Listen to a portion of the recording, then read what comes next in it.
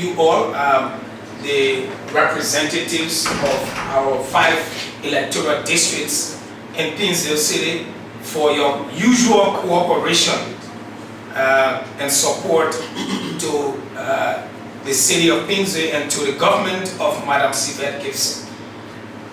Without much to say, we would like to drill through the PowerPoint presentation. As we can see on the cover page, PCC, Local Decentralization and Governance Program, that's the title of the project.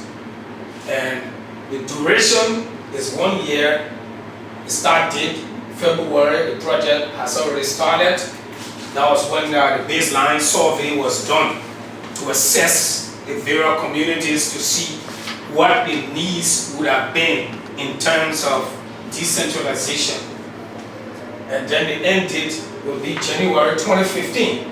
So this project, the first phase of this project is going to last for a year. And we are hoping that it can subsequently be sustained. Submitted by Alexander K. Anderson Consultant, approved by Honorable Sivette Gibson, Paynesville City Mayor, submitted February 3, 2013. This city is the largest prefecture in Liberia. It has over 750,000 people, and most of the people in Paynesville are young people. Over half of our population in Paynesville City, they are young people. And Paynesville City has been faced with numerous challenges. The support given to, for example, like Monrovia City and other cities, they are not giving to Paynesville. We can recall the first time Paynesville was budgeted in the national budget, there was an allotment of 150,000 given to the city, something very minute. And this time around, we have something pretty around 500,000, which is very, very inadequate also to run the biggest city with the biggest population in Liberia. That has posed a lot of challenge, ranging from insufficiency of finance, the lack of equipment, vehicles, you can name them, So based on that, the National Decentralization Policy Framework, Decentralization and Local Governance Policy Framework of Liberia, Part 1 Policy Framework, Section 1.4, it states that all existing political and administrative institutions in the counties, autonomous and statutory districts, cities, townships, municipalities, and I underline this because this is where we fall, shall be revised, restructured, and harmonized to implement a responsible and responsive system of governance and public administration, and to ensure accountability and sound and lawful management of local resources to provide efficient and sustainable delivery of and access to public goods and services. So it's against this backdrop that we decided to tailor down the National Decentralization Policy, which is hanging more like up there. So it is a breakthrough and a pride. I'd like to salute Madam Sivette Gibson for being far-sighted. And one of the reasons why the National Legislature is considered as a stakeholder in this process, especially beginning with our legislators in Paynesville, is because she tries to prefer an idea that's going to be bought at the national level.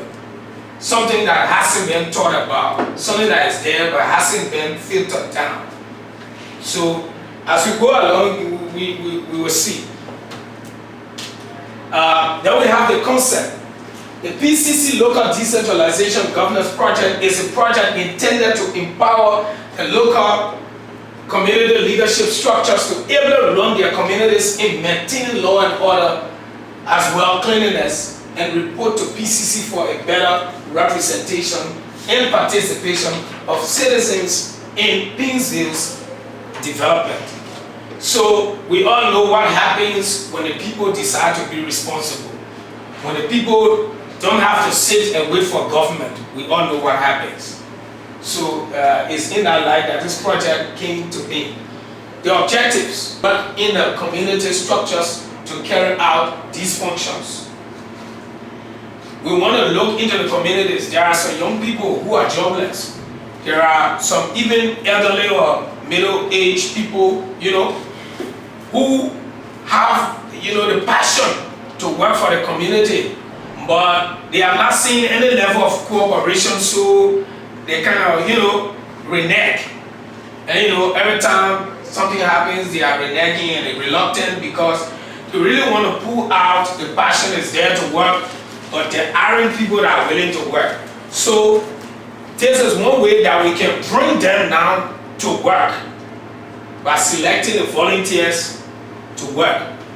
Okay, then we have, it will be done by, you know, PCC department heads.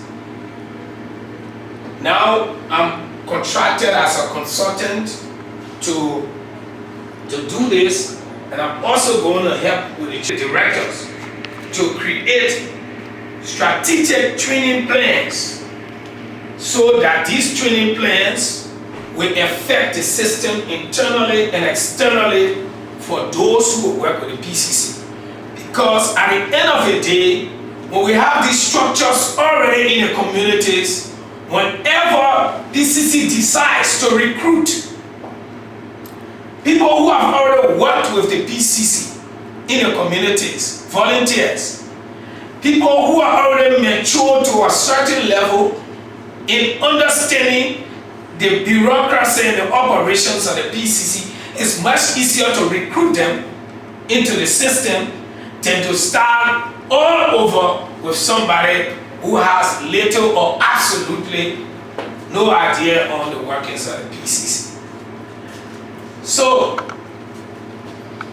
now to carry out regular PCC and community leadership meetings, while community leaders will carry out meetings in the various communities to hand down information to their inhabitants, as well do monitoring. So that's what we're going to do to make things more effective. There will be meetings in the community, meetings here.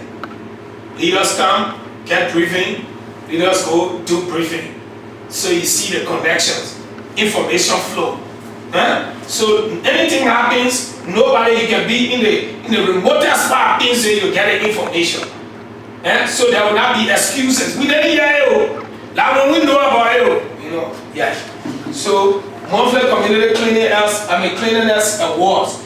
We want to give cleanliness awards to motivate the citizens to markets, because the marketplaces are the most areas where dirt created. Schools, dirt created at schools too. Places where people converge in large numbers. You know what happens? So, at the end of the day, this will motivate people to keep the city clean, because you want to be on that prestigious list. My community is the cleanest, you know, and we're going to do something big about it so people think it's not just a charade, you know? Yeah. The honoring of community leaders and volunteers. What we intend to do is, when you honor the community leaders and the volunteers, they feel elated. And you know, it's something that's going to be a milestone, it's a legacy for the children, their children's children, for posterity to come. You know, that, hey, I worked for this community before, so you can knock your chest even long after the person is gone. The memories can live on. And you can knock your chest and say, my grandfather worked, my great-grandmother, my uncle worked for this community. We work for this community, you know what I'm saying? Yeah, that kind of legacy. So people are motivated and others want to join in too, because they want that honor. So maybe that's going to be sort of Paynesville Citizenship Award of the Year. Maybe we might give you a kind of nomenclature, a Paynesville Citizenship Award of the Year, and that's going to be a prestigious award that people are going to sweat. They're going to labor for. They're going to sacrifice for. It's not a cheap award that anybody can get anyhow. The people in the communities must testify that your work and your name is going down in history, in the archive of Paynesville, that you worked for that community. So that award is going to be sustained long after all of us are gone. Paynesville Citizenship Award from all the communities, the 32 communities. So before you get that award, you will know who you are. Make use of the community suggestion boxes to solicit the views of citizens in order to access development progress for specific, measurable, achievable, realistic, and time-bound development. So that means we gotta remain right in our smart case. We can't go up. What is not true, we can't do it. What we can't handle, we can't do it. We'll go right into our smart case. So the suggestion boxes, people can then walk in what you feel about the city, drop it in it. Then there will be ethics and grievances committee set up. We select special group of people to be on the ethics and grievances committee. So when different cases come from in the communities that cannot be handled in the community, that committee can handle that.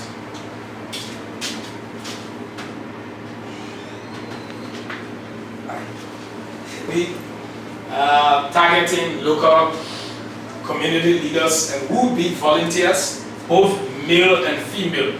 We like to be very gender sensitive in this project because we've seen the marginalization of women over the years, the gender stereotype, and people think that only men can do things. And I can tell anybody, since we've been in Paynesville City, post-war Liberia, the one I know I can talk for, post-war Liberia, the woman, the female has made a very great difference in Paynesville. We're talking in our context now. In Paynesville, you can see Madam Sylvian Gibson. First time, all of these things have been done under the leadership of a female.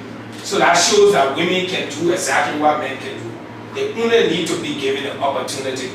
I always say to people, it's not a war of sexism as being misconstrued. People think it's power and relations. People think it's rubbing shoulders to show who is more manly, I don't kind of thing. No, it's about trying to see that if your daughter, if your son can make you proud and buy you a car, or he can be a president or minister or whatever, your daughter can do same. And I always say, just like that in passing, I tell friends, I say, if you would not like to see your daughter proudly coming to you as a big government official in our country, I would love that. Because I would not let my daughter come to me with a lot of children and ask me for help. I would appreciate that she can stand on her own as much as my son can stand on his own.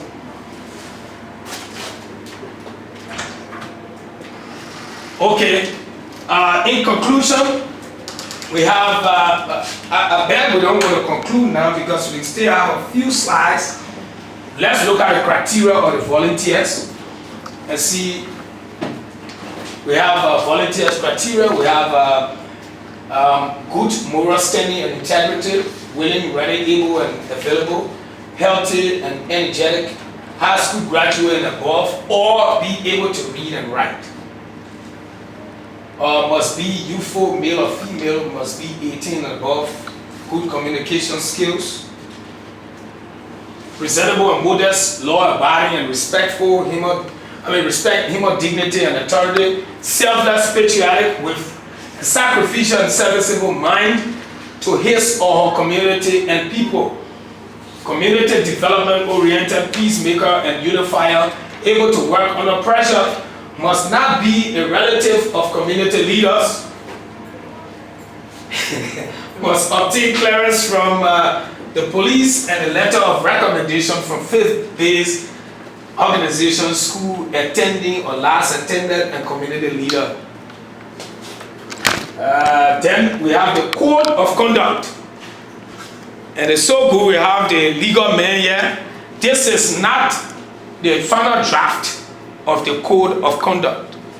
And so I don't think we want to talk about it. So we'll skip the code of conduct. We'll skip the code of conduct.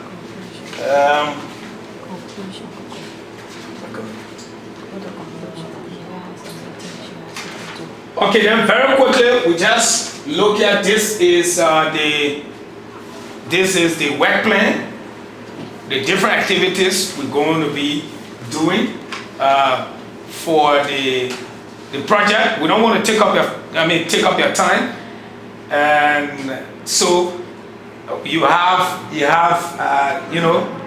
your resource copies. So yeah.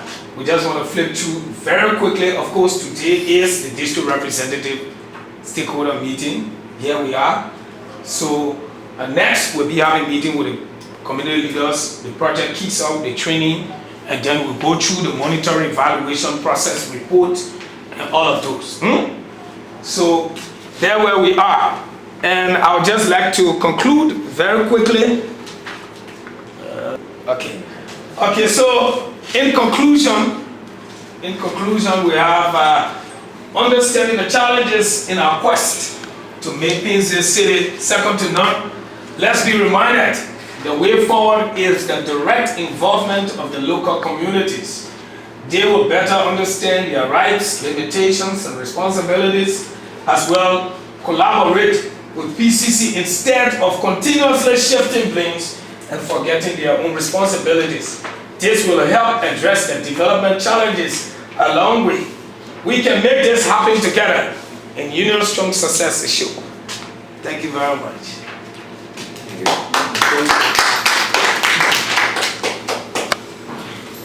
We'll go directly into our question and answer period. We know you have questions after the presentation, and the questions will be answered by Coco and the Mayor of Paynesville. Okay, let me be the first. Mrs. Bashir, I come from the office of Honorable Henry Famula. I am his special assistant. I'd like to say thank you, Mayor, and thank you to Coco for the final presentation. The first thing I was is in the form of commendation. I'd like to say a big thank you, because I think this project will take a lot of load on our heads. Okay. In the sense that we have a problem with structure in the various districts, and the issue of harmonization is also a problem. So having said that, I'm concerned about harmonization. I see in your paper, in your presentation, I know some of your issues here, or some of the report comes from Legis, but I'm concerned about the portion where you talk about 5 districts. Are you sure you have 5 districts in the city of Paynesville? And more to that, or second to that, how did you come to the conclusion that you have 32 communities in Paynesville? Because our problem is that once you walk down the street, especially in district number 4, right behind you from the Banana Farm or Wentown all the way down to the rehab drive, so you go down the road, John was the first to move in this community, they're going to name it John community. You take another step, it's Peter's community. You go down the road, it's all on the community. So our issue is how did you harmonize, how did you come to the conclusion that we have 5 districts first of all, and then 32 communities in Paynesville? That's my first take. But within the metes and bounds of Paynesville, the map of Paynesville produced by Legis, we have, for example, the metes and bounds begins from the double bridge to Bernard's Farm, from Bernard's Farm to Ara2, and from Ara2 towards the SKD Borders Bias Junction. Within that area, we have 5 electoral districts, which 5 representatives were invited to. Now, for the communities issue, you find out a lot of sub-communities within identified and legitimate religious communities. Say, for example, the Dupo Road. The Dupo Road is a community, but you have the cow feed, you have the Dupo Massacre site, you have all of those small sub-communities embedded within them. But those are just sub-communities named by community leaders. But the community is called Dupero community. Say for Pipeline, for example, for Police Academy, you have one community called Police Academy. But you have Lower Police Academy, Upper Police Academy, Black A, Black B, Black C. Those are just sub-communities within the community. Okay. Emulated in the structure in the various communities. You want us to repeat them or you have that them? No, we don't. Repeat it? It's in. Yeah. Go to Yeah. I wanted to show. Okay. Go to the code.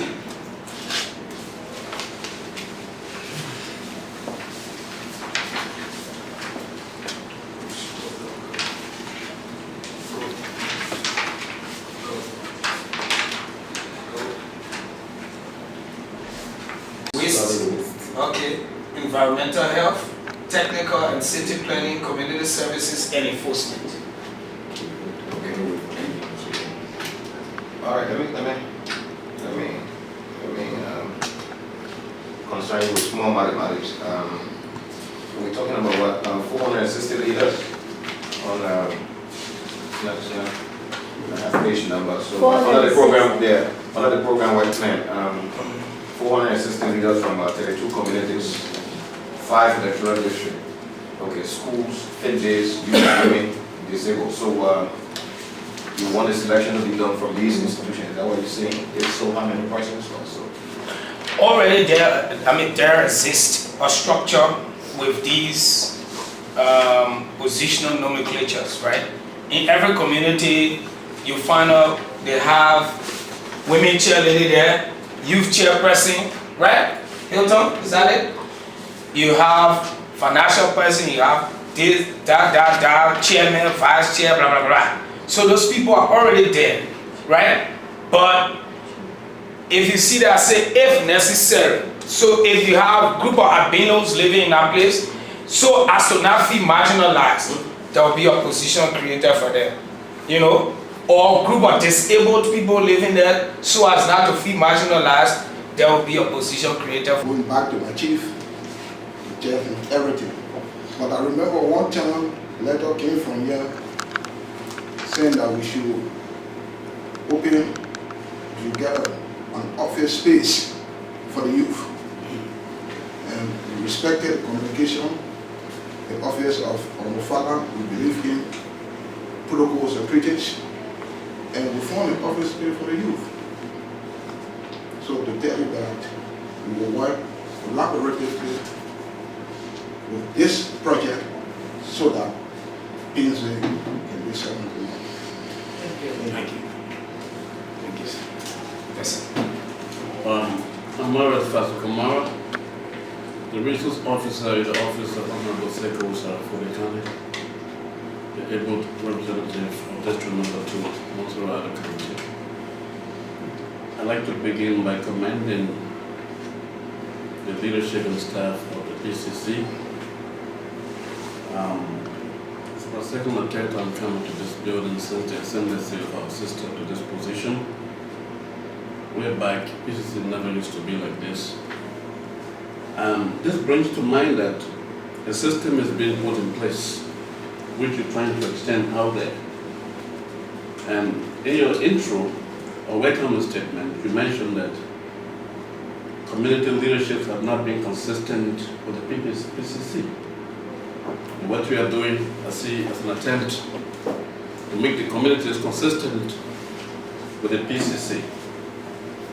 And this issue of inconsistency or lack of consistency between our structures, our governance structures, our leaderships, and the common people or communities is not a new thing in our political dispensation. The reason is simple. In Africa, not only Liberia, most of our countries are not systemic institutions. We take development from the top and want to concentrate on the top. But when you do your research, you read from the book of Guy Grant, the development expert. He tells you that the way to succeed in development today is to use the bottom to top approach. That is what I see the PCC doing. But I have a fear. The fear I have is many of our laws, many of our policies today have become mere adoration of farce. They are carved and kept in farce. They are not implemented. They are not followed. And which is a major problem that we have in Africa, in Liberia to be specific. So these policies are fine, but they are still sleeping until they can be implemented. They are just mere dreams until they can be implemented. And to implement such policies in Liberia that has high illiteracy rate and ignorant rate, I like to use the two others, ignorance and literacy. They are the two major problems still in this country. In fact, the rate of ignorance is even higher than the rate of illiteracy, because there are people who can read and write, yet they are ignorant to their functions and responsibilities, to their rights and limitations as citizens. And you talk about filtering down the information, the system to our people, to affect them, to make them functional in the implementation of these aims and objectives of PCC. Now, in one of the books that I'm writing, The Principles of True Leadership, I am recommending, and I want to recommend right here that for Liberia that has high literacy rates, there is a need to decentralize education beyond the walls of formal schools into our local language, to involve the market women, the biddable cells, the wheelbarrow riders, the old people who did not have the opportunity to go to school, even the youth who are not lettered or literate, so to speak, so that they can be useful in the implementation, in the achievement of our aims and objectives. Until we can do this, many of our efforts will just be half-baked. So from the office of this Honorable, I am sent with this message, and he also said that I should assure you that we are going to stand with the PCC. Like in District number 2, we have 19 communities constituting the DDC, the District Development Council. The chairpersons or leaders of this community constitute the DDC. I think we've sent a copy of our community leadership structure to this office before. Yes, you have. Good. So these are our leaders, their contact numbers was also sent to you. So you can liaise with them. You can also liaise with our office in liaison with the graduate community in our district.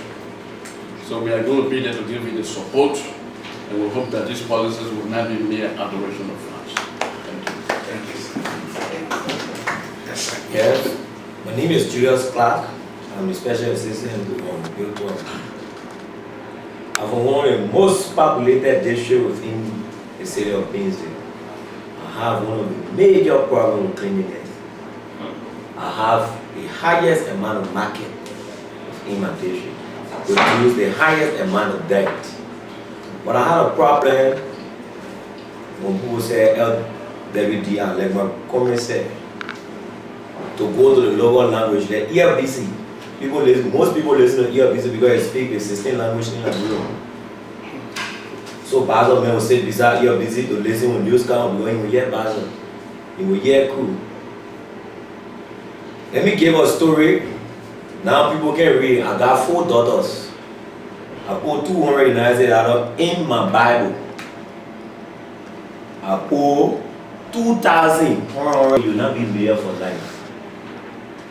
So I know if there is any plan, I want a problem with development in Liberia.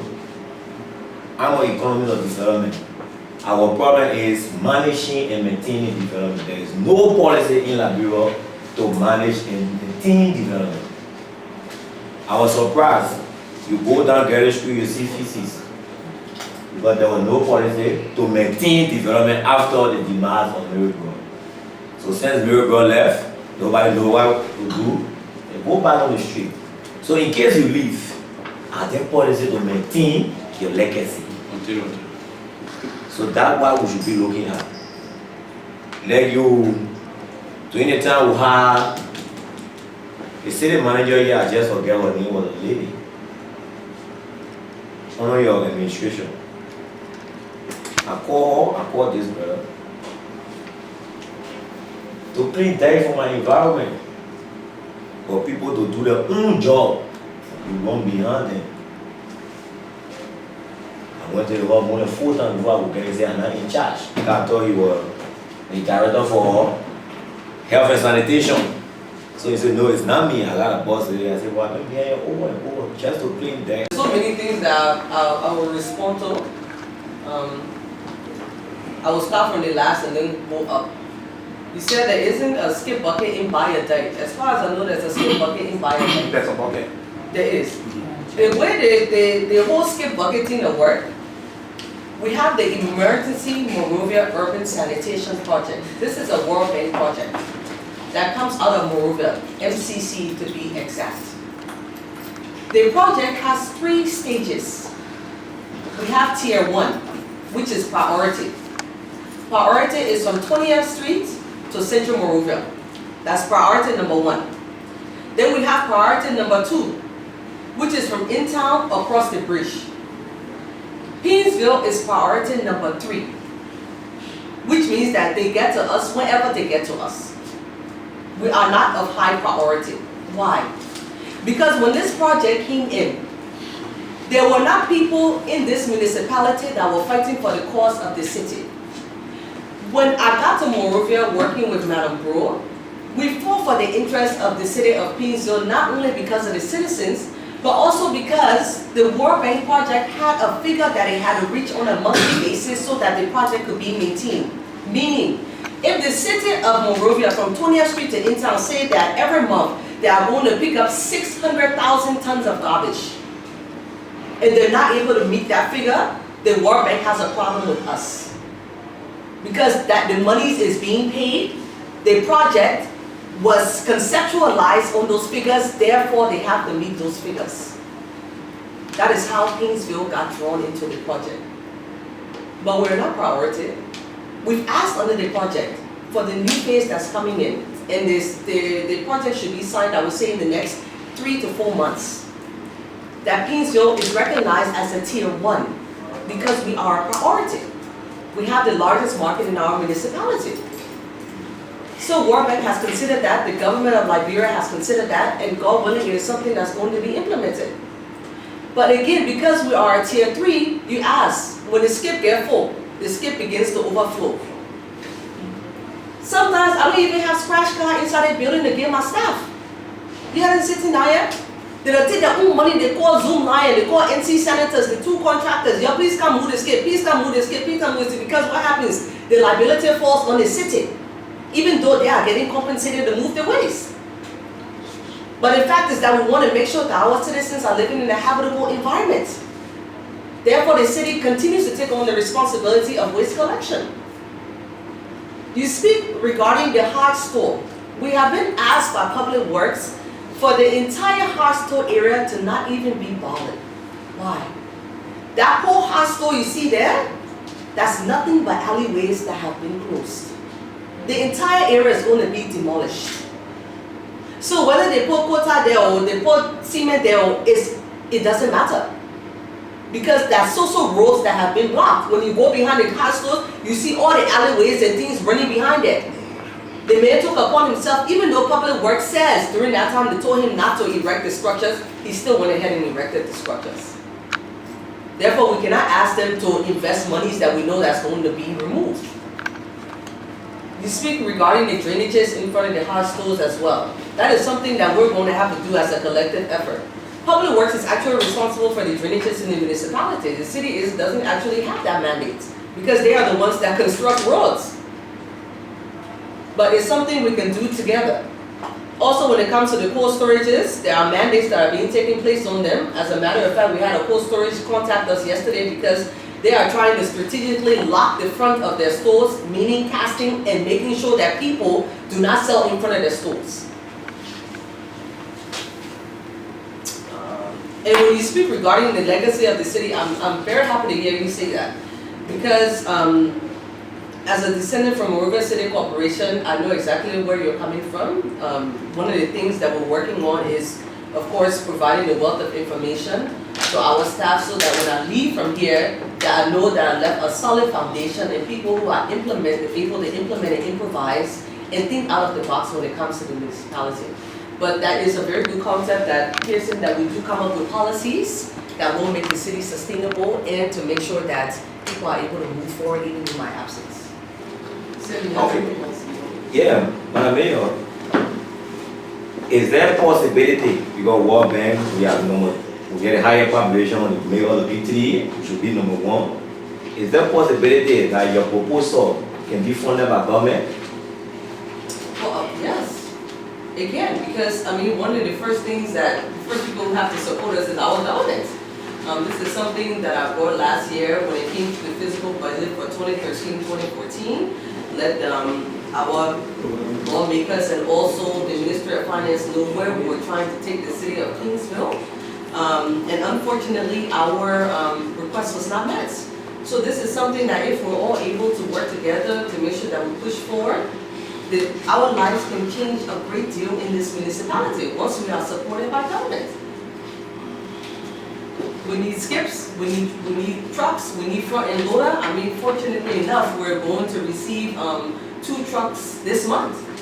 We have 2 of our staff members that are going off to Istanbul for training on the 13th, I think the 13th of this month. I just received their tickets yesterday. So that the equipment will receive by the 20th of this month. They know how to operate it and also train other employees so that if there's a breakdown or if they get sick or something, somebody else is able to operate. But we need a lot of things in this municipality. We need equipment. That equipment is only going to come from the government of Liberia, to be very honest with you. Because we have to have interest in ourselves first before somebody on the inside, outside has interest in us.